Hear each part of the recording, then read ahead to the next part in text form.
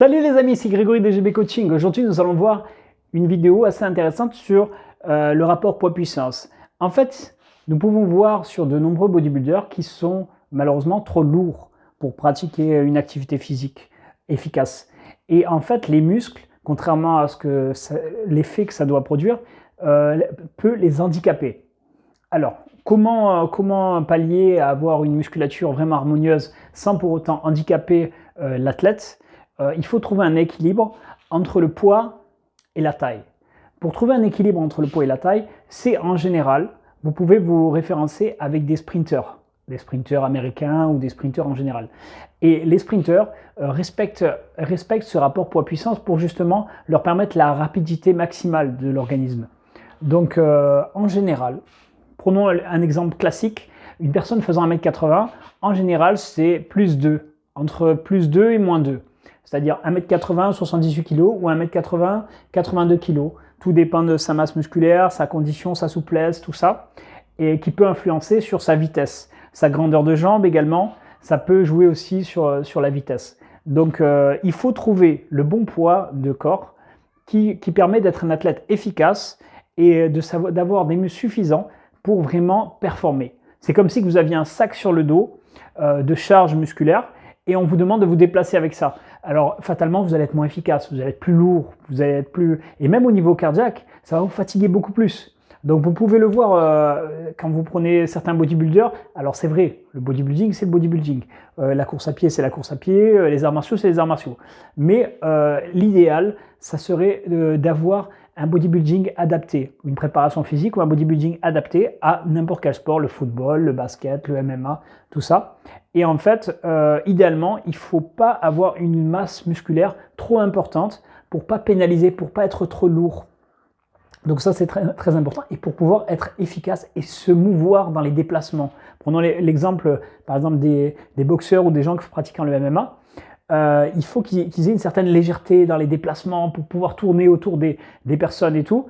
Et si ils ont trop de masse musculaire, ça va les handicaper. Tôt ou tard, ils vont le ressentir. Ils vont être plus puissants, ils vont être plus forts, c'est vrai. Mais dans les déplacements, quand ils vont tourner, ils vont se fatiguer plus vite parce que leur cœur, il n'est pas assez musclé par rapport à leur masse musculaire, ou il est assez musclé, mais il doit forcer beaucoup plus. Donc on le voit par exemple dans les automobiles. Donc on dit aussi c'est le rapport poids-puissance. Par exemple la carrosserie, tout ça est plus légère avec un gros moteur. Là vous savez que l'automobile elle va bombarder. Si par exemple vous prenez une grosse carrosserie très lourde et tout, un long paquebot, un truc vraiment très lourd, il va falloir un moteur énorme pour pouvoir pousser ces 2 tonnes par exemple, ou 2 tonnes 5 sur les gros 4x4. Et du coup, ça sera moins efficace et ça va consommer beaucoup d'énergie. Donc, pour le corps humain, c'est pareil. Si vous prenez une carrosserie suffisamment lourde, mais pas trop lourde non plus, elle va garder un certain impact, une certaine corpulence, mais en même temps, vous allez pas vous fatiguer, faire forcer le moteur. Et ça, c'est important. Il faut justement, donc moi, je vous conseille vraiment de rester dans cette fourchette-là, plus 2, plus 3, dans ces eaux-là. Vous voyez, vous avez votre poids du corps. Allez, on peut arriver à plus 5 pour des raisons esthétiques que je peux comprendre, d'être un peu massif, tout ça, mais n'allez pas au-delà.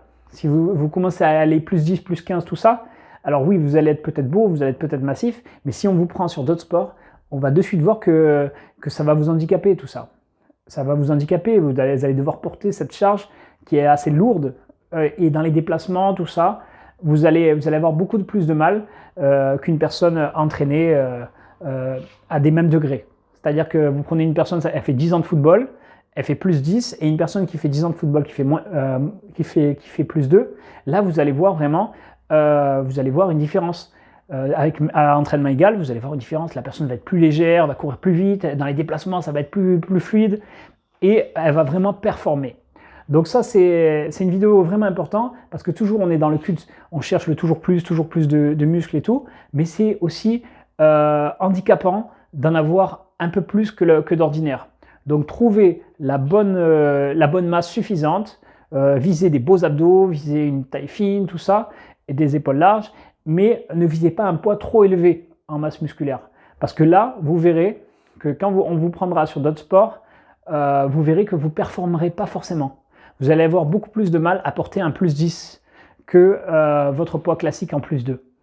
Voilà, j'espère que j'étais suffisamment clair. C'était pour vous expliquer un petit peu tout ça, ce rapport poids-puissance qu'on trouve dans les voitures, mais on n'en parle pas beaucoup au niveau du corps humain.